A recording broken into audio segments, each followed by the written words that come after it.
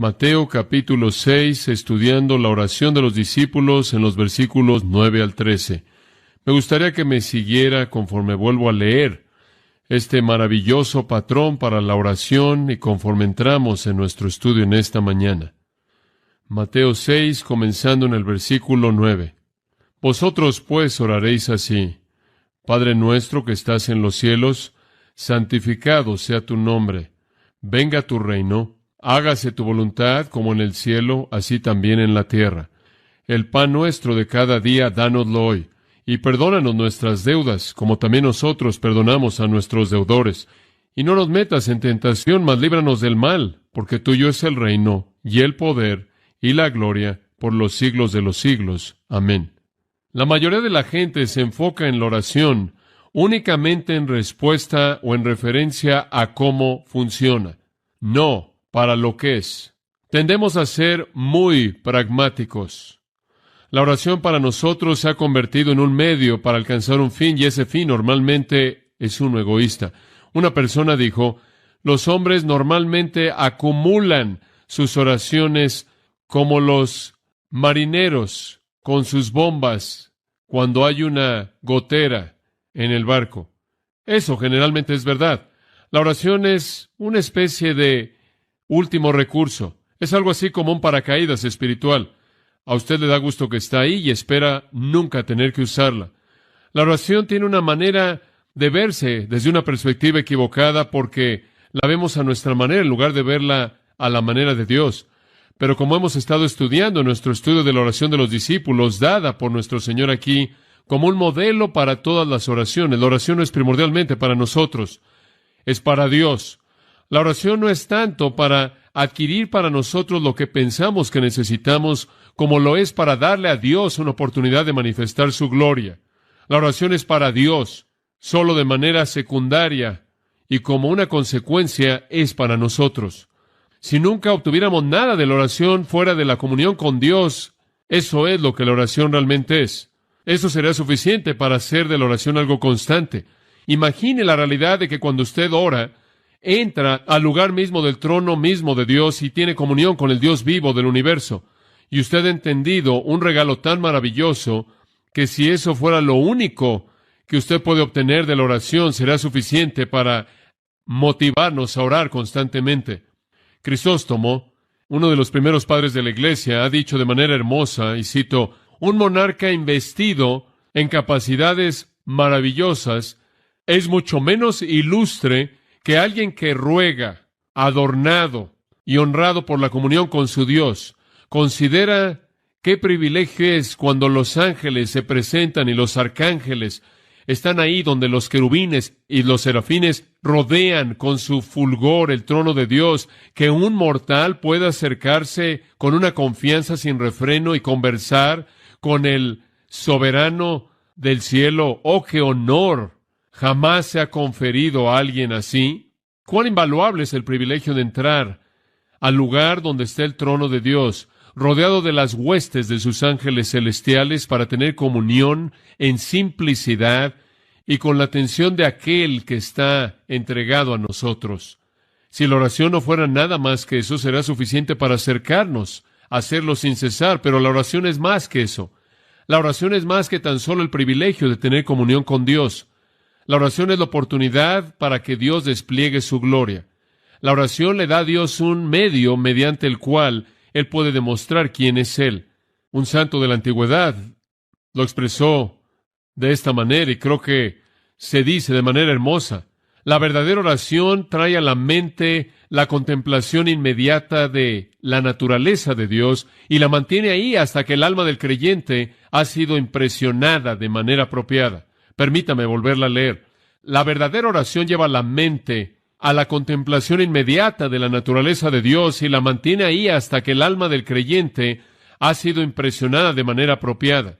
La oración es para dejarlo impresionado con Dios, mucho más de lo que es impresionar a Dios con sus necesidades. Usted no ora porque usted quiere que Dios crea que usted es santo, y usted no ora para obtener lo que puede obtener o para hacer que Dios le dé lo que usted quiere. Usted ora más bien para permitir que Dios se manifieste a sí mismo. Esta es la razón por la que regresamos a nuestro versículo clave en Juan 14:13. Jesús dijo, si pidierais algo en mi nombre lo haré, para que el Padre sea glorificado en el Hijo. ¿Por qué es que Dios va a oír su oración y responderá? Para que el Padre pueda ser glorificado. La oración es siempre y en primer lugar y sobre cualquier otra cosa un reconocimiento de la gloria majestuosa de Dios y un acto de sumisión a la misma. Todas nuestras peticiones, todas nuestras pasiones, todas nuestras súplicas, todas nuestras necesidades, todas nuestras pruebas, nuestros problemas, todos están sujetos. Regrese de nuevo a la oración. A su nombre, versículo 9, y a su reino, versículo 10, y a su voluntad, versículo 10. Toda la oración comienza ahí. Después usted tiene en el versículo 11, danos, versículo 12, perdónanos, versículo 13, guíanos, pero el dar, el perdonar y el guiar para nosotros viene únicamente cuando Dios es colocado en el lugar previo.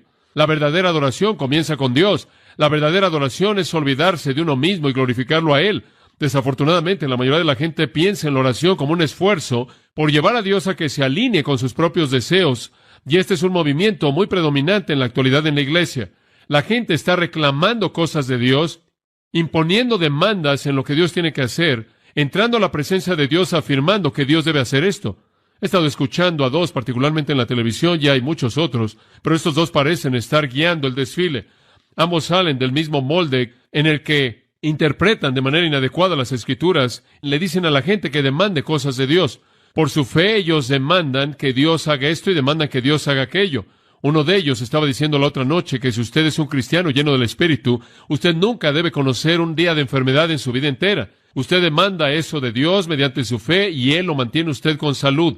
Este tipo de manera de pensar es simplemente una extensión de lo que ha sido una manera común de ver la oración, nada más que ahora es algo desenfrenado, y es que la oración tiene que ver únicamente con demandar cosas de Dios en base a las condiciones de usted. Y sea que nos guste admitirlo o no, en muchos casos esa es la manera en la que oramos. Por cierto, no es nada nuevo. Le tengo que enseñar una ilustración de Génesis simplemente para mostrarle lo antiguo que es este tipo de oración. En Génesis 28, versículo 20, Jacob hizo un voto. Él es un patriarca ahora. Jacob hizo un voto diciendo, y aquí está su voto, y le está hablando al Señor. Si Dios estuviera conmigo y me guardara en este camino que voy, en otras palabras, si Dios está conmigo y va a hacer lo que yo quiera, y me diera pan para comer y vestido para vestir para que regrese a la casa de mi padre en paz, entonces el Señor será mi Dios. Ahora, ¿le gusta a usted eso como una oración condicional?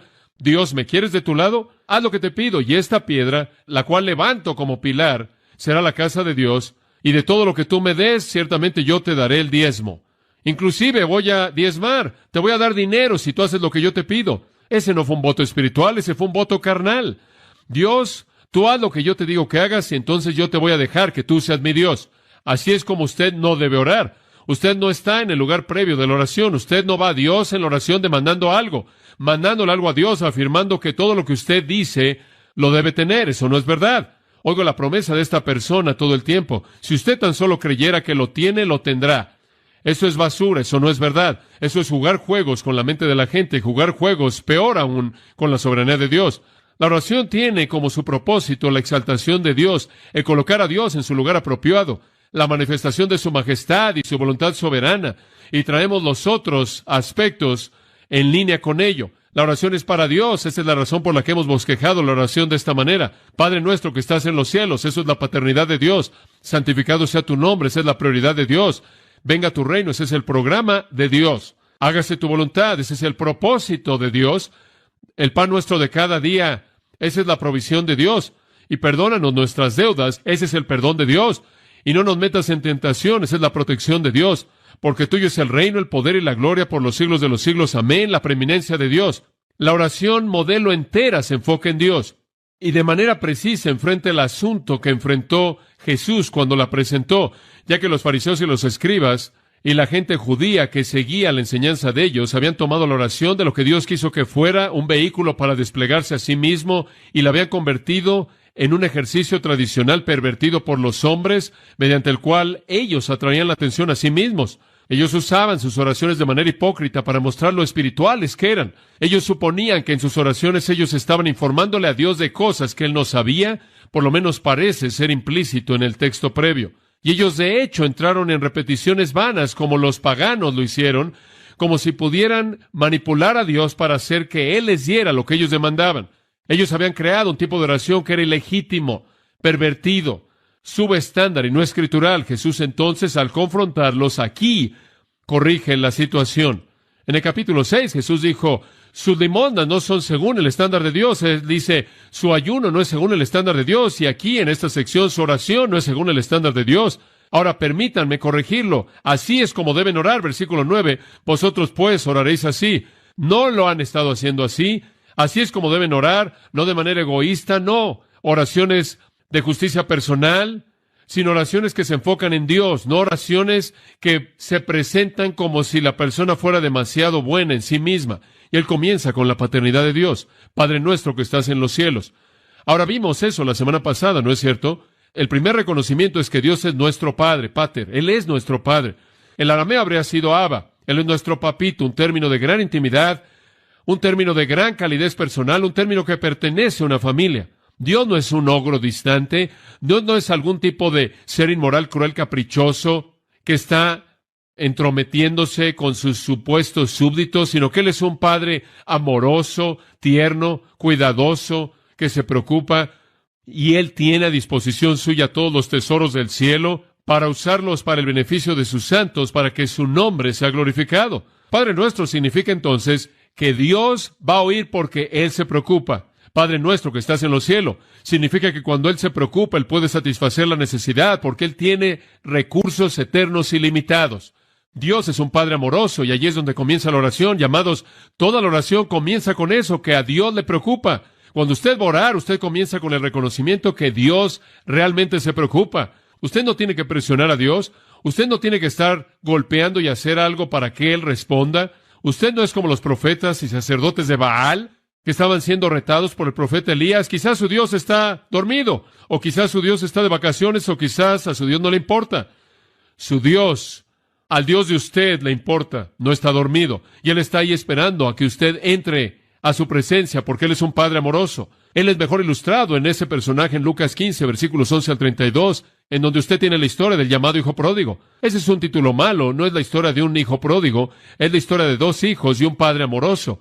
La historia es el padre amoroso quien podía perdonar a un hijo que se quedó en casa, pensaba que era demasiado bueno en sí mismo, y también podía perdonar a un hijo que se fue de la casa y era injusto. Él podía perdonar al que se quedó en la casa y trató de hacer lo que pudo para adquirir el favor del padre, y tan pronto como él pudo perdonar al que estaba desolado y viviendo en inmoralidad, en una pocilga, el padre amoroso. Y él perdonó a ambos, y él les ofreció a ambos todo lo que poseía. Y esta es la historia de que Dios es el Padre que se preocupa por sus hijos, sean religiosos o no religiosos, sean morales o inmorales, sean justos en sí mismos o injustos. Él se preocupa, Él es un Padre amoroso. Y entonces toda la oración comienza con un reconocimiento de que Dios se preocupa. Y este es un modelo para toda oración. Esto ni siquiera es una oración que debe ser recitada, este es un modelo para toda oración. Y usted comienza con el reconocimiento de que Dios no solo se preocupa, sino que debido a que Él está en el cielo, Él tiene los recursos para satisfacer su preocupación. Pablo Turner, el gran doctor cristiano, cuenta muchas historias en su libro del caso del doctor. Un pequeño párrafo que pensé que era interesante dice esto.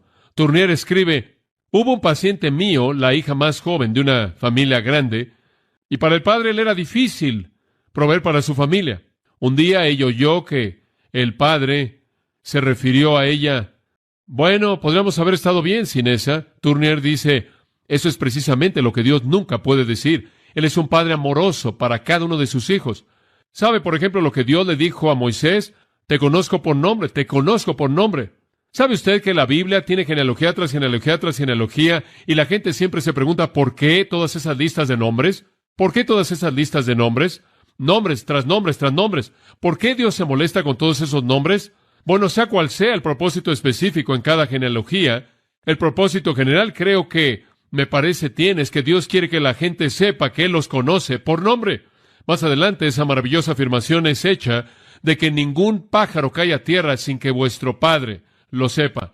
El doctor J. F. McFadden solía decir, si usted sacara eso del griego y lo expresara en el arameo, dice, ningún ave brinca sin que vuestro Padre lo sepa. Él no solo sabe cuando un ave muere, Él sabe cuando un ave aterriza Y cuando salta, Él se preocupa por cosas pequeñas. Él conoce su nombre. Él es un Padre amoroso. Entonces, Padre nuestro es la paternidad de Dios. En segundo lugar, la prioridad de Dios. Y eso es lo que queremos ver esta mañana. La prioridad de Dios. Está en la frase en el versículo 9. Santificado sea tu nombre. Ahora esa es la primera petición, notará usted. Esa es la primera petición, santificado sea tu nombre. Y la primera petición es a favor de Dios. Antes de que usted llegue a pedir por usted, usted comience al orar a favor de Dios. Santificado sea tu nombre. Esa es la primera petición. La segunda petición es, venga tu reino. La tercera petición es, hágase tu voluntad. Y después usted puede decir, danos, perdónanos, guíanos. Y después usted cierra el círculo, porque tuyo es el reino y el poder y la gloria por los siglos de los siglos. Amén. La oración siempre comienza con la prioridad de Dios. Arthur Pink dice, ¿qué tan claro es que el deber fundamental en la oración se presenta? El yo, nosotros y nuestras necesidades deben recibir un lugar secundario. Y al Señor de manera libre se le debe dar la preeminencia en nuestros pensamientos y súplicas. Esta petición debe ser prioritaria porque la gloria del gran nombre de Dios es el fin definitivo de todas las cosas. Fin de la cita. Santificado sea tu nombre, coloca a Dios en el lugar preeminente. Aunque Él es mi Padre amoroso, aunque Él se preocupa por satisfacer mis necesidades, y aunque Él tiene recursos celestiales para hacer eso, mi primera petición no es a favor mío, sino a favor de Él. Santificado sea tu nombre. Es una advertencia contra toda la oración egoísta desde el comienzo. Dios tiene la prioridad. Ahora, supongo que si usted es como yo y usted ha sido creado en una iglesia, usted ha dicho santificado sea tu nombre muchas veces en su vida. Usted ha repetido la oración del Señor una y otra vez y usted ha oído la palabra santificado y el concepto de santificado sea tu nombre, pero me pregunto si usted realmente sabe lo que significa. Esta es una frase tan fenomenal. Santificado sea tu nombre. ¿Entiende lo que es? ¿Qué está implícito en su significado? ¿Es algo así como oficial, como que viva mucho el Rey, santificado sea tu nombre? Creo que no. Cuando Jesús dice santificado sea tu nombre aquí, Él está diciendo algo que es tan lleno y tan rico que es inconcebible que pueda yo llegar a agotar lo que significa en este o en cualquier otro ministerio, porque incluye toda la naturaleza de Dios y toda la respuesta de Dios a su naturaleza. No es algo causal de rutina religiosa. No es simplemente recitar algunas palabras que son pensamientos agradables acerca de Dios. Es mucho más que eso. Abre una dimensión entera de respeto y reverencia y asombro y aprecio y honor y gloria y adoración para Dios. El concepto de nombre, como lo puede ver ahí, tu nombre no se restringe a un título, no se restringe a un título. Hoy en día pensamos en el nombre de alguien y eso es todo, un nombre. Y realmente no significa mucho más que un nombre. Inclusive decimos, ¿qué hay en un nombre? Mi nombre es John. John significa el regalo de gracia de Dios. Francamente, eso es debatible para muchas personas. Realmente no hay nada en ese nombre. Hay muchas personas que se llaman John que se podrían preocupar menos por Dios. No tenemos ese concepto en nuestras mentes, pero necesitamos regresar y pensar en el término nombre como un hebreo lo ve. Ahora, los judíos tenían una actitud de respeto por ver algo tan sagrado en el nombre de Dios que se habían excedido. Ellos estaban tan preocupados por no decir la palabra que era el nombre de Dios mientras que deshonraban su persona. ¿No es eso sorprendente? Estaban muy ocupados deshonrando la persona de Dios, desobedeciendo su palabra, destruyendo sus verdades, pero estaban tratando de santificar su nombre, simplemente el nombre mismo, las letras que constituían el nombre. Por ejemplo, usted podrá recordar que en su Antiguo Testamento en particular, usted lee la palabra Jehová. Jehová. No existe una palabra Jehová en el hebreo, aunque aparece a lo largo del Antiguo Testamento. No existe esa palabra. Dice usted, bueno, ¿de dónde salió? Bueno, el nombre de Dios en Éxodo, Él dijo, yo soy el que soy, es Yahweh. Yahweh. El otro nombre familiar para Dios es Adonai, el cual significa Señor. El Señor Dios, Yahweh, Adonai. Ahora, el judío no quería decir eso. Él quería mantener el nombre de Dios sagrado, pero él lo había reducido a simplemente el nombre, no a la persona y la voluntad de Dios. Y entonces un judío no decía Yahweh. De hecho, si usted va a un círculo ortodoxo el día de hoy en hebreo, y usted dijera esa palabra, probablemente será apedreado. ¿Es cierto? No dicen eso. Entonces, ¿saben lo que hicieron? Sacaron las consonantes de Yahweh, sacaron las vocales de Adonai, las unieron y terminaron con Jehová, la cual es una palabra que no existe. La inventaron para que no tuvieran que decir la palabra real, que es el nombre de Dios. Pero ¡qué superficialidad! Porque ya que mientras tenían tanto cuidado en no pronunciar el nombre, constantemente blasfemaban a quién era Él. Ahora, lo que nuestro Señor nos está enseñando aquí, al santificar el nombre, es que respetamos a Dios por quien es Él, no solo su nombre como un nombre. Es un concepto que incluye todo. Ahora veamos esto por un momento. En tiempos bíblicos veremos en primer lugar el nombre y después veremos lo que significa santificar. En tiempos bíblicos el nombre era más que un título. En 1 Samuel 18 ya hay tantas ilustraciones, simplemente le voy a dar una para que pueda tener algo en mente. En 1 Samuel 18, versículo 30 dice: después los príncipes de los filisteos salieron, y sucedió, simplemente escuche, después de que salieron, que David se condujo de manera más sabia que todos los siervos de Saúl. Ahora, David obtuvo una buena reputación con el pueblo. Él se condujo más sabio que Saúl y sus siervos, de tal manera que su nombre era más estimado.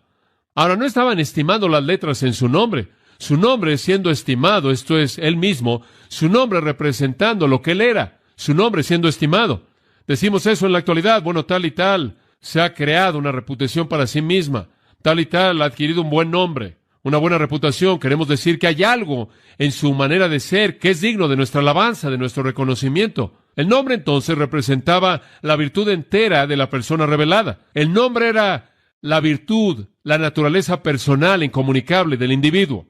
Le puedo dar una ilustración de esto. Si usted regresa a Éxodo capítulo 34, encontrará que esto se indica de manera clara. Ahora, Moisés está teniendo una pequeña discusión con Dios acerca de su gloria.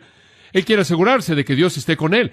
Él quiere tener la seguridad de que Dios esté ahí. Y entonces, en el versículo 18 del 33, él dice: muéstrame tu gloria, Dios. No me des un trabajo si no puedo estar aquí sin ti. Y quiero saber que estás aquí al ver de manera visible tu gloria. El Señor dice: muy bien, ahora le muestra su gloria. Y usted llega al 34:5, Éxodo 34:5. Jehová descendió en la nube y estuvo con él ahí, proclamando el nombre de Jehová. Ahora el Señor desciende y proclama su nombre. ¿Y qué es lo que dijo? Señor, Señor, Señor, Señor, Señor, Señor, una y otra vez.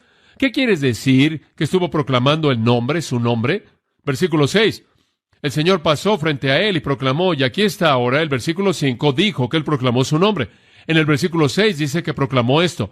Por lo tanto, sea lo que diga en el versículo 6 es equivalente a su nombre en el versículo 5.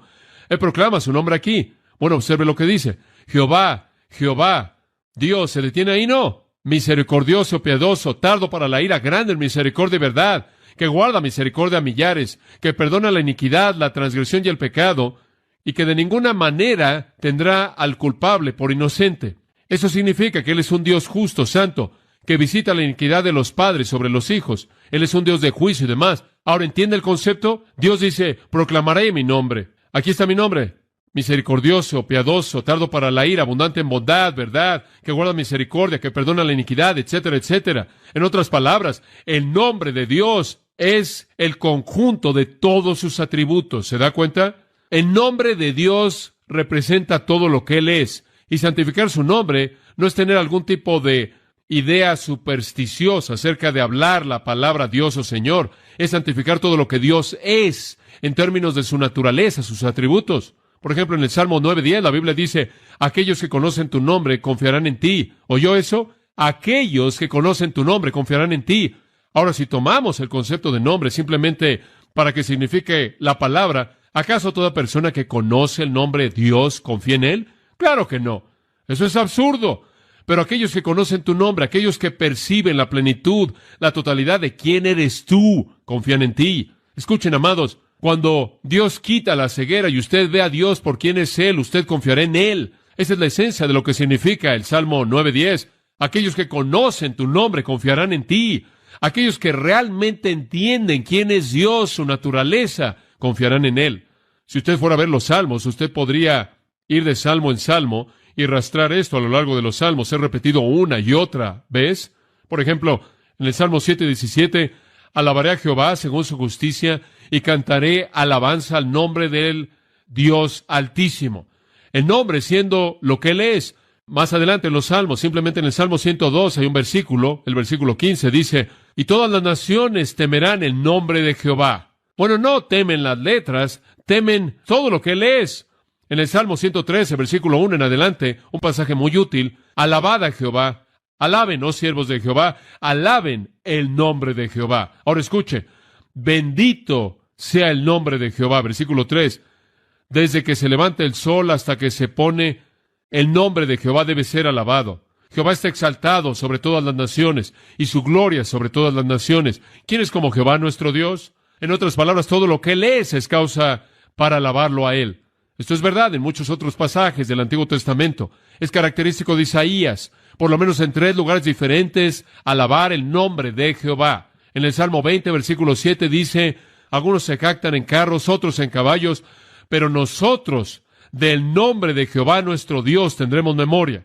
Pero el versículo clave para entender el concepto de nombre es Juan 17:6. Juan 17:6, Jesús dijo, he manifestado tu nombre a los hombres que tú me has dado. Ahora escuche, Jesús dijo, he manifestado tu nombre. ¿Qué quiso decir? He revelado quién eres tú. Juan 1:14, el Verbo se hizo carne y habitó entre nosotros y vimos su gloria. ¿Qué? Gloria del unigénito del Padre, lleno de gracia y de verdad. En otras palabras, Él manifestó a Dios. Felipe, ¿tanto tiempo has estado conmigo y no sabes que si me has visto a mí, has visto al Padre? Jesús entonces encarna el nombre de Dios. Él es la manifestación, la revelación humana de todo lo que Dios es. Eso es lo que su nombre significa. Entonces, un nombre no es un título, un nombre es algo total. Un nombre es la persona entera. Dicho de manera simple, podemos comenzar a orar siguiendo el modelo de esta oración así. Padre nuestro que nos amas y te preocupas por nosotros, y quien en el cielo tiene recursos para satisfacer cada necesidad nuestra, que tu persona, tu identidad, tu naturaleza, tu esencia, tus atributos, tu reputación, tu ser mismo sea santificado. Eso es lo que está diciendo. No es alguna frase que repetimos, santificado sea tu nombre, que se la recordamos a Dios de manera periódica en un ritual. Es una manera de acercarnos a Dios de manera continua, entendiendo la totalidad de quién es Él y santificarlo por quién es Él. Ahora, los nombres mismos de Dios en la Biblia, y hay muchos de ellos, nos ayudan a entender esto. Dios tiene tantos nombres diferentes. Cada uno de sus nombres expresan alguna parte de su naturaleza, de quién es Él. Por ejemplo, Dios es una de las primeras palabras en la Biblia, llamada Elohim. En el principio creó Dios. Elohim es el Dios creador. En la palabra Elohim vemos su creación. Él debe ser santificado como un creador.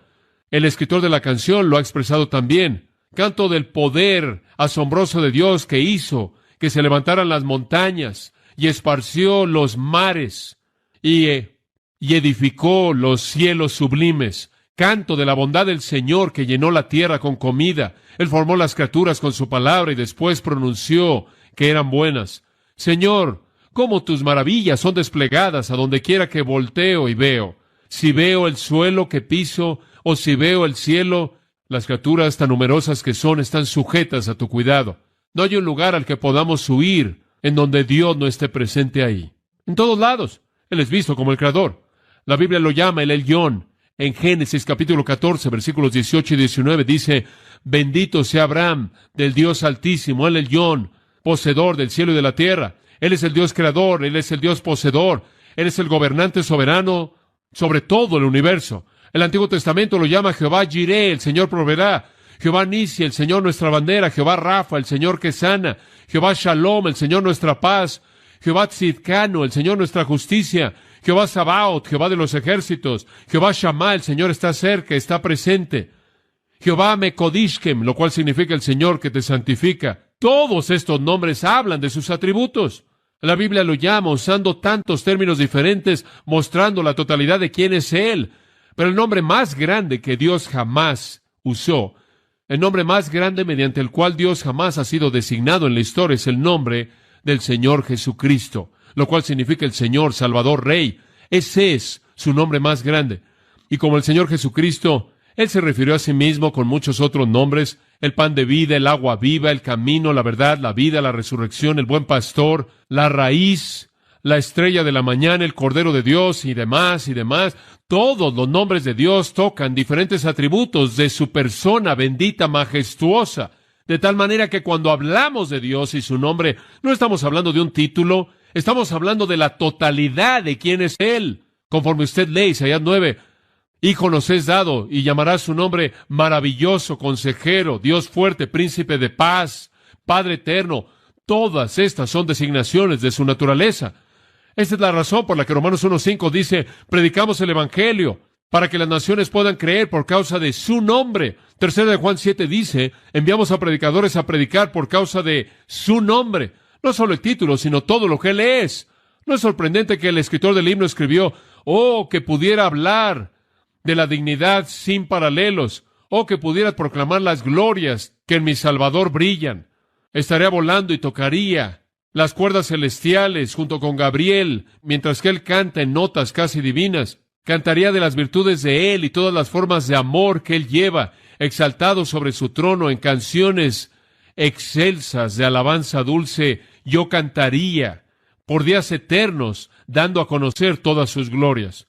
Entonces entendemos tu nombre, siendo tan pleno como Dios es en su propio ser. Santificar su nombre es percibirlo en la totalidad de quién es Él. ¿Pero qué significa santificar? ¿Qué significa santificar? Pensamos en la palabra santificar, ¿pero en qué pensamos? Pensamos en algunas paredes con murales, con túnicas largas, con cantos repetitivos, con iglesias a media luz, con música sombria y otras tradiciones. Santificado es una palabra arcaica, debo reconocerlo. Los traductores de las diferentes versiones de la Biblia la han mantenido debido a su familiaridad, pero realmente no creo que ni siquiera entendemos lo que significa santificado. Permítame decirle lo que significa. Viene de un verbo griego, hagiazo. Esa palabra es una palabra muy importante en la Biblia y es usada de manera repetida. La forma del nombre de la palabra es hagios, la cual significa santo. Santificado sea tu nombre. Eso es lo que santificado significa. Ahora, básicamente tiene dos significados que son posibles. Nunca es usada, hasta donde yo sé, en griego secular, pero tiene muchos usos en el griego bíblico y podemos entonces entender su significado de manera muy fácil. Tiene dos ideas básicas. Una, hagiosune o hagios, puede significar hacer de algo ordinario algo extraordinario. Hacer de algo común algo no común, al llevarlo, al hacer que esté en contacto con algo extraordinario y fuera de lo común. Ahora ese es su uso en 1 Pedro 1:16, en donde Pedro le dice a usted y a mí, sed santos. ¿Qué significa eso? Significa que somos impíos, no somos santos para comenzar, pero al estar en contacto con el que es santo podemos ser hechos santos. Entonces, hagios significa tomar algo impío, algo que no es santo, y hacerlo santo al colocarlo en contacto con aquello que es santo. Ese es su primer significado. ¿Es ese su significado en este pasaje? ¿Estamos haciendo a Dios santo cuando estamos orando? ¿Estamos diciendo, ahora Dios, sé que tú eres impío, no eres santo, sé que tú eres común, ordinario, pero mediante esta oración quiero que tú seas hecho santo? No, ese no es su uso aquí. Hay una segunda manera en la que es usada en la Biblia, muchas veces de esta manera, de hecho más veces, y esa es usada en referencia a tratar algo o a alguien como sagrado, a tener a algo o a ver algo o a alguien como apartado y santo, considerar a alguien como separado. En otras palabras, en el caso de los hombres, es hacer algo santo. En el caso de Dios, es considerarlo como santo. Cuando usted dice, santo sea tu nombre, usted no está diciendo lo mismo como cuando yo le digo a usted, sed santo, ¿verdad? Yo le estoy diciendo, alinea tu vida con Dios y que la justicia de Él se vuelva tuya. Pero cuando yo le digo a Dios, santo sea tu nombre, yo estoy diciendo que tu nombre sea considerado y sea manifestado como santo, y así es como es usado aquí. No hacemos que Dios sea santo, simplemente hacemos la petición que Él sea reverenciado y considerado como santo. Ahora, la idea básica de hagias o hagios es muy simple. ¿Qué significa ser santo? Decimos, santificado sea tu nombre, decimos, santo es tu nombre. ¿Cuál es la diferencia? Bueno, la idea de santo es diferente. Significa ser diferente. Ahora, no todo el mundo es diferente, quien es santo, pero toda persona que es santa es diferente. ¿Entiende eso? Muy bien. Muchas personas diferentes no son santas, pero muchas personas santas son diferentes. La idea básica es diferente. Significa una esfera diferente, una cualidad diferente de ser. Esa es la razón por la que Dios es llamado el Santo. Él está en una esfera diferente. Él tiene una cualidad diferente de ser que nuestra vida. Es usada, por ejemplo, en Éxodo 20, versículo 8, en donde dice, acuérdate del día de reposo para santificarlo. ¿Qué quiere decir eso? El día de reposo deberá ser diferente de cualquier otro día. Debe haber un día diferente de los otros. En Levítico 21:8 nos dice que los sacerdotes debían ser santos. Debían ser diferentes de los otros hombres. Debían ser apartados para servir a Dios. Santo significa ser apartado, ser diferente, tener otra esfera de vida, existir en otra cualidad de ser. Eso básicamente es lo que significa ser santo. Dios vive en otra esfera. Dios existe en un nivel diferente. Dios está separado de nosotros.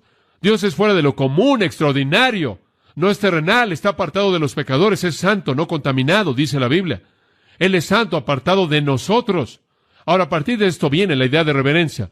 Cuando oramos esta primera petición, estamos diciendo, debemos hablarle a Dios en términos de reverencia. Que tu persona sea reverenciada. Es lo que estamos diciendo. Permítame darle una ilustración. Regrese en su Biblia a Números, el cuarto libro en la Biblia, Números capítulo 20. Y esta es una ilustración muy útil para que usted pueda ver esto. En Números 20 encontramos que los hijos de Israel están en el desierto y tienen mucha sed y no hay nada de agua. Versículo 2, no había agua para la congregación, entonces se reunieron en contra de Moisés y Aarón. Noten que inmediatamente estaban en contra de sus líderes. Los culparon por su falta de agua. Y la gente discutió con Moisés y hablaron diciendo, hubiéramos preferido morir cuando nuestros hermanos murieron delante de Jehová. ¿Quién quiere morir de sed ahora? ¿Por qué nos has traído a este desierto para que nosotros y nuestros rebaños muramos aquí? ¿Y por qué nos has sacado de Egipto para llevarnos a este lugar malo? ¿Es este el plan? No hay lugar para sembrar, o para vides, o para higueras, ni hay agua que beber. Y Moisés y Aarón salieron de la presencia de la congregación a la puerta del tabernáculo de la congregación, y se postraron sobre sus rostros, y la gloria de Jehová les apareció. Y Jehová habló a Moisés diciendo, toma tu vara, y congrega al pueblo, tú y tu hermano Aarón, y háblale a la roca ante los ojos de ellos, y darás su agua. Y les darás agua de la roca, y le darás a ellos y a sus animales de beber. Ahora Dios dijo a Moisés, tú simplemente haz que esa roca llegue a esa roca al lado, y háblale, y yo voy a hacer que produzca agua.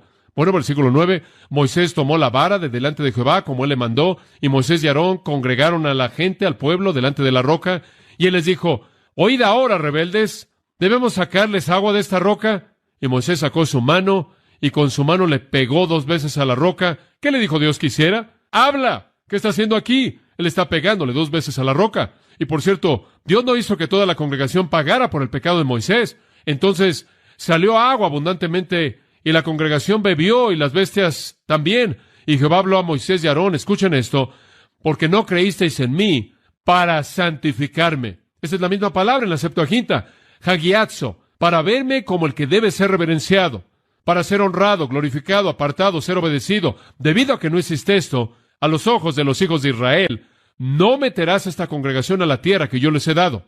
Y usted sabe que él nunca entró a la tierra prometida debido a que él golpeó esa roca. Escuche, Moisés estaba diciendo, bueno, no sé, la última vez que esto se hizo, le pegué a la roca. No sé si Dios lo puede hacer, si no, le pego. Y Moisés también quería afirmar en las mentes de la gente que él era el héroe. Y entonces simplemente al hablarle a la roca, glorificaría a Dios. Moisés pensó, bueno, le pego unas cuantas veces y van a asociar el poder con su vara y su brazo derecho. Él estaba robándole la gloria a Dios. Él estaba desobedeciendo el mandato de Dios. Él no estaba reverenciando a Dios. Dice en el versículo 12, él no santificó a Dios. Él no reverenció a Dios. Él no le dio a Dios la honra debida a su nombre por la incredulidad de Moisés, su desobediencia y su reverencia. Santificar el nombre de Dios, ¿qué significa? Reverenciar. El ser sin paralelos de Dios, de tal manera que usted cree lo que Él dice, de tal manera que usted obedece lo que Él dice. Crisóstomo dijo que la palabra santificar es equivalente a doxasien, la cual significa glorificar y honrar. Orígenes dijo que es equivalente a jupsó, lo cual significa exaltar o levantar en alto. Otros dijeron que es equivalente a eulogien, lo cual significa bendecir o alabar. En otras palabras, es exaltar a Dios. Juan Calvino lo expresó de esta manera, que el nombre de Dios deba ser santificado, es decir, que Dios deba tener su propia honra de la cual Él es tan digno. Que los hombres nunca piensen o hablen de Él sin la veneración más grande. Fin de la cita. Ahora, ¿entiende usted el concepto? Santificar el nombre de Dios, ver su nombre como todo lo que Él es y ser reverente en su presencia.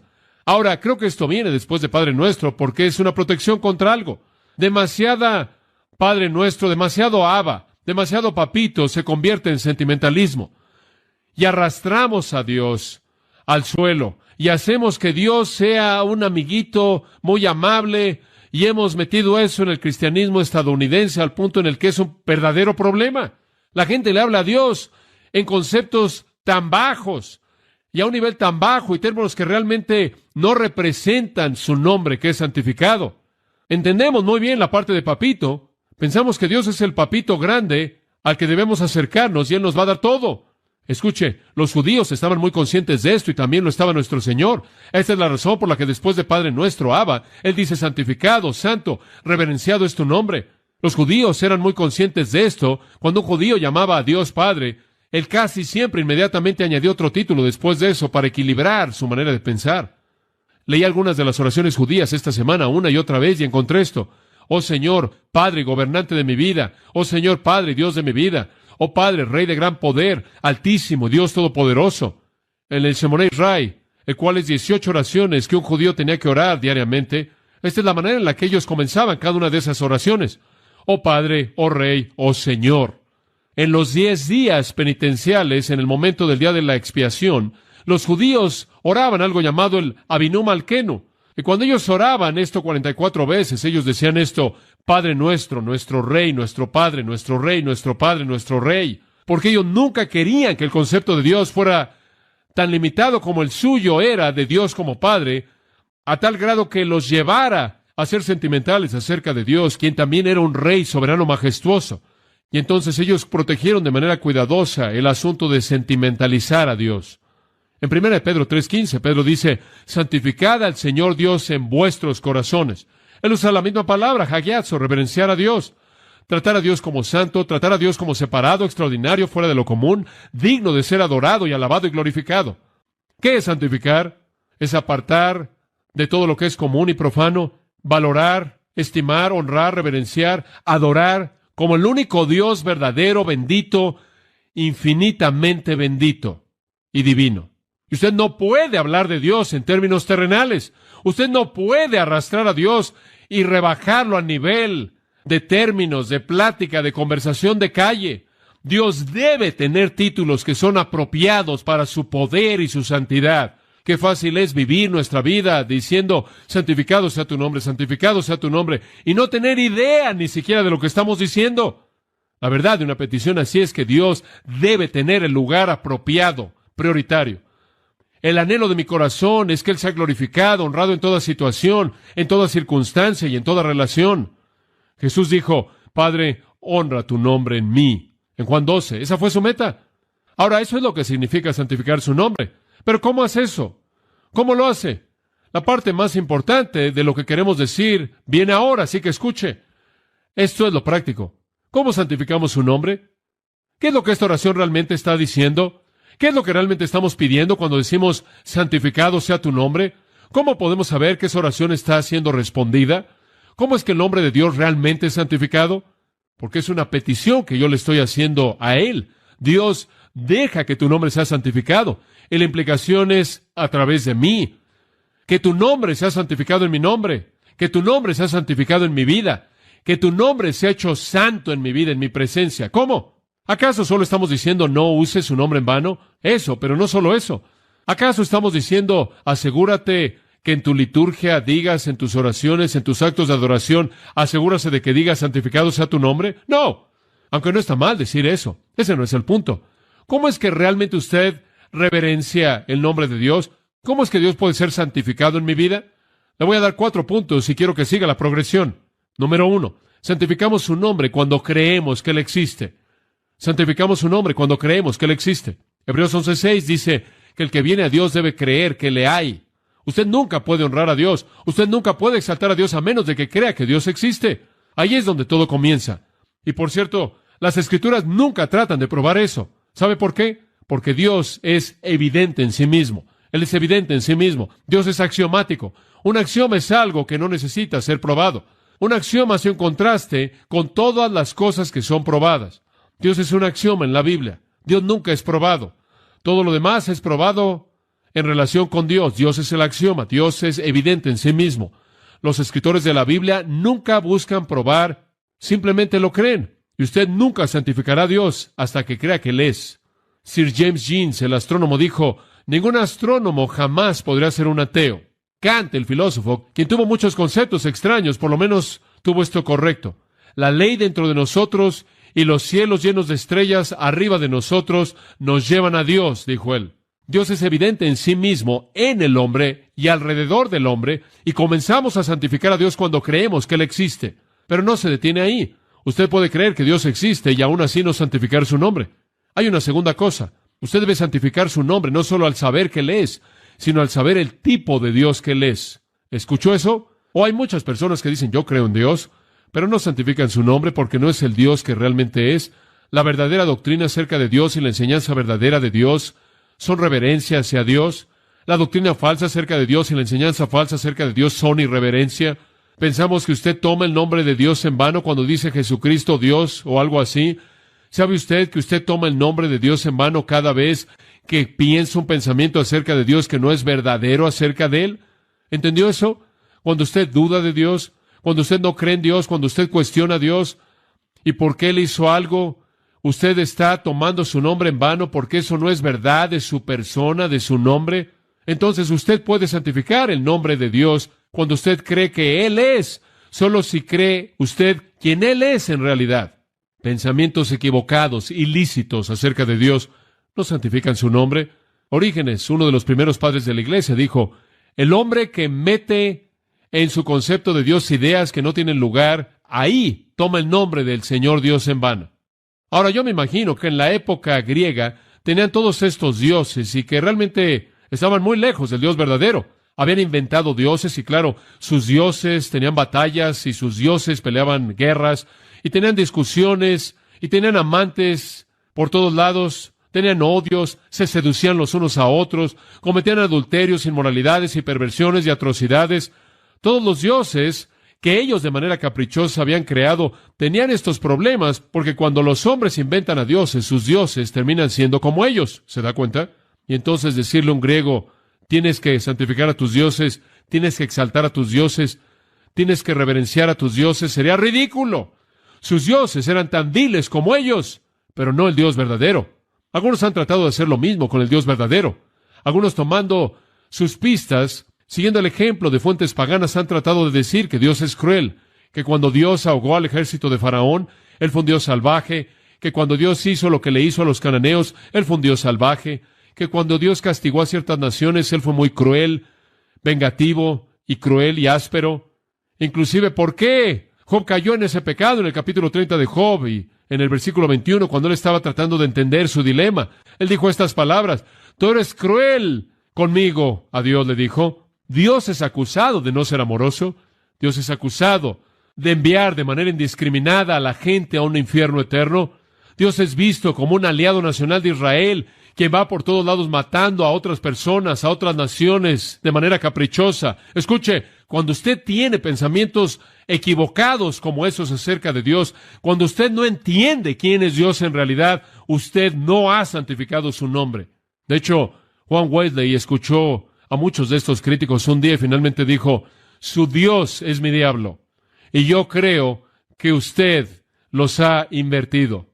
Usted permite en su concepto de Dios cosas que están mal y son indignas acerca de Dios, y eso es ser irreverente al nombre santo de Dios.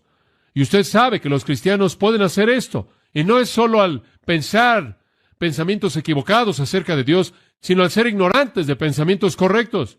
Porque si usted es ignorante de cómo es Dios, entonces usted va a dudar de Él cuando Él haga cosas.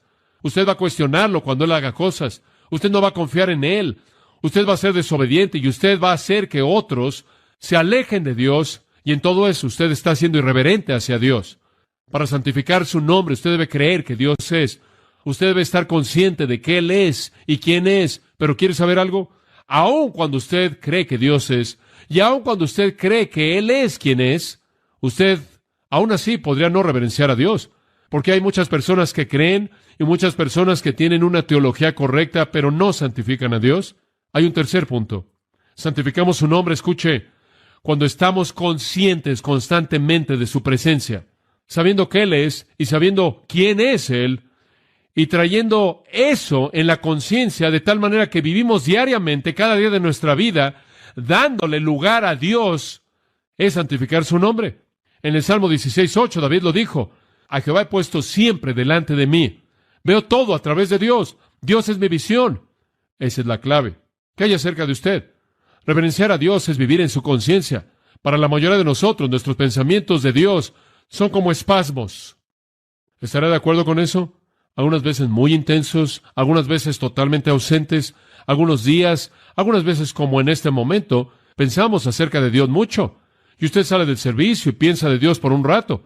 Y después pasa un largo periodo de tiempo, quizás una semana, y piensa muy poco acerca de Dios. Son como espasmos. Pero santificar realmente su nombre es tener pensamientos conscientes de Dios en toda situación diaria, en toda acción, en todo momento, en toda palabra diaria. ¿Ve a Dios en todos lados? ¿Santifica su nombre en su vida? ¿Acaso usted está consciente de manera constante en todo lo que hace, todo lo que dice, a donde quiera que va? ¿Ve usted a Dios manifestándose?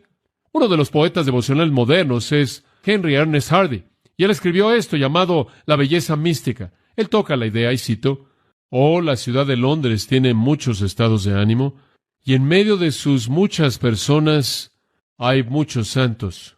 Y arriba y abajo de sus calles, si uno tiene ojos para ver, uno encuentra cosas que un pintor pinta. He visto un callejón bañado de azul, como el alma que Whistler conoció. Una luz ámbar, en donde una tienda que vende pescado frito se encuentra. Una nota perfecta de color está ahí. Oh, fue exquisito. Una vez me encontré el parque de St. James, entre la puesta del sol y la oscuridad, y oh, el misterio del gris y el verde y el violeta. Nunca olvidaré esa armonía en la tarde. Yo creo que Dios está ahí. Si la belleza irrumpe en cualquier lugar, y los pies más benditos de Dios que pisaron en una ocasión el camino más difícil, quien vino como hombre para mostrarnos que Dios todavía camina por la calle». Fin de la cita. El parque de St. James, una tienda de pescados, un callejón, una luz ámbar. Él ve a Dios. Conciencia de Dios, no en espasmos, sino constante. No, santificar a Dios significa que debemos creer que Él es, que debemos creer que Él es quien es Él, y que debemos estar constantemente conscientes de su presencia. Pero ¿sabe una cosa? Usted podría hacer esas tres cosas y aún así no reverenciar a Dios si no hiciera una cuarta. Y aquí viene. ¿Está lista? La final. Santificamos el nombre de Dios cuando vivimos una vida de obediencia a Él. Esa es la clave final. Usted no puede llegar a la totalidad de santificar su nombre a menos de que lo obedezca. Dice usted: «Oh, sí, yo creo que tú eres. Yo creo que tú eres quien la Biblia dice que eres. Oh, sí, Dios, yo estoy consciente de tu presencia en mi vida». Y después de desobedecer, lo incapacita a usted de poder reverenciar su nombre. Como puede ver, la oración no es solo que el nombre de Dios debe ser santificado en el cielo. No es solo que el nombre de Dios debe ser santificado en todo el mundo. Es que el nombre de Dios debe ser santificado en mí. Aquí está, entiéndalo.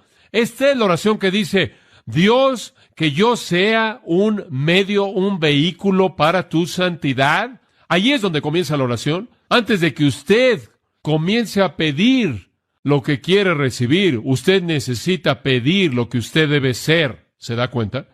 El catecismo de Lutero. La pregunta se hizo: ¿cómo es que el nombre de Dios es santificado entre nosotros? La respuesta: cuando tanto nuestra doctrina y nuestra vida son verdaderamente cristianas. Cuando usted tiene los pensamientos correctos acerca de Dios, y cuando usted hace las obras correctas de Dios, usted está santificando su nombre. La primera parte de esta oración es: «Dios, enséñame la verdad y ayúdame a vivirla. Santificado sea tu nombre». Significa: en mí, Dios, manifiesta tu santidad mediante mi conocimiento correcto de quién eres tú y mediante mi vida correcta en respuesta a ello. Esa es la razón por la que 1 Corintios 10:31 dice: «Si pues coméis o bebéis o hacéis otra cosa, hacedlo todo para la gloria de Dios». Así es como debemos vivir. Mateo 5:16, ya lo dije: «Así brille vuestra luz delante de los hombres, para que vean vuestras buenas obras y glorifiquen a vuestro Padre que está en los cielos». Santificado sea tu nombre significa: Dios, despliégate a través de mí. Que la luz brille a través de mí para que puedan glorificarte a ti. ¿Cómo hace eso? ¿Cómo obedece usted de esa manera? ¿Cómo es que realmente permite que Dios sea manifiesto? Al vivir en obediencia a su palabra. La Biblia dice que glorificamos a Dios al confesarlo como Señor, lo glorificamos al confesar pecado, lo glorificamos por la fe, lo glorificamos al dar fruto, glorificamos a Dios mediante la alabanza, glorificamos a Dios al estar satisfechos, lo glorificamos al proclamar su verdad, glorificamos a Dios mediante evangelismo, glorificamos a Dios mediante pureza sexual física, 1 Corintios 6, glorificamos a Dios mediante la unidad. Y sigue todas las maneras en las que podemos demostrar la majestad y la gloria de Dios para que otros, al vernos, lleguen al juicio correcto acerca de quién es Dios y sean atraídos a Él. Gregorio de Niza escribió esto, y cito: un hombre quien lleva una vida así va a oponerse a los ataques de las pasiones, debido a que él participa de las demandas de la vida hasta donde es necesario. De ninguna manera es suavizado por los lujos del cuerpo, y es un extraño absoluto a la pereza y a la rebeldía, como también a la jactancia orgullosa. Él toca la tierra, pero solo de manera ligera, con la punta de los dedos de sus pies, porque él no es absorbido por los gozos placenteros en su vida, sino que está por encima de todo el engaño que viene mediante los sentidos. Y entonces, aunque en la carne él se esfuerza buscando la vida inmaterial, él considera la posesión de las virtudes como las únicas riquezas, la familiaridad con Dios la única nobleza. Su único privilegio y poder es el dominio de sí mismo, de tal manera que no es un esclavo de las pasiones humanas. Él está triste si su vida en este mundo material es prolongada. Como aquellos que tienen náusea en el mar, él se apresura a alcanzar el puerto. Y después Gregorio de Niza oró así: que yo me vuelva a través de tu ayuda irreprensible, justo y santo, que yo me abstenga de toda maldad, que hable la verdad y haga justicia, que yo camine por los caminos derechos, brillando con templanza, adornado con incorrupción, lleno de hermosura a través de la sabiduría y la prudencia, que yo medite en las cosas que están arriba y menosprecie lo que es terrenal, porque un hombre no puede glorificar a Dios de ninguna otra manera más que por su virtud, la cual da testimonio que el poder divino es la causa de su bondad.